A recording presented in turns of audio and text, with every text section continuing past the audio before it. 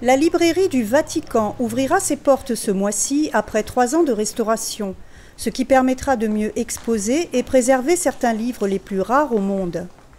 La bibliothèque située à l'intérieur des murs du Vatican a d'abord été construite par le pape Nicolas V en 1451, lorsque ce souverain pontife décida de partager sa collection de manuscrits au lieu de la garder pour lui en privé.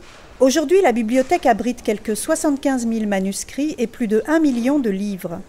Pour étudier dans cette bibliothèque, vous devez être expert dans une publication particulière ou prouver que vous êtes professeur ou étudiant universitaire préparant un doctorat. Actuellement, tous les livres et les manuscrits ont eu non seulement droit à un bon nettoyage, mais ont été aussi équipés de micropuces pour suivre leur emplacement. Nous avons établi un système de contrôle par fréquence radio pour les livres, car dans une bibliothèque comme celle-ci, si un livre est posé à la mauvaise place, c'est comme si on le perdait. Nous ne le retrouverions pas, sauf par chance.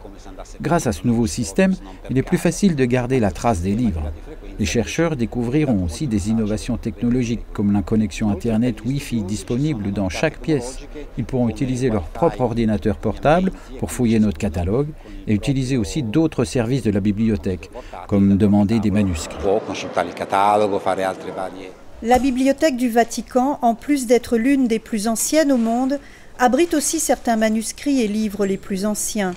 Un des manuscrits les plus précieux sont les 2 pages du Papyri Bodmer.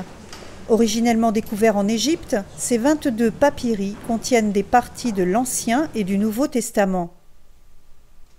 Il y a tout dans la bibliothèque, des choses religieuses et non religieuses. Cette extraordinaire pièce de Papyri Bodmer relate le monde biblique et nous a été donnée récemment. Mais il s'agit de notre document le plus précieux. C'est le Papyri Bodmer 1415, qui contient les évangiles de Jean et de Luc dans une version de 200 ans après Jésus-Christ. Si nous pensons que Jean est décédé aux alentours de 100 après Jésus-Christ, cela signifie que le manuscrit est apparu seulement 2 ou 3 générations après lui. La bibliothèque du Vatican ouvrira officiellement le 20 septembre.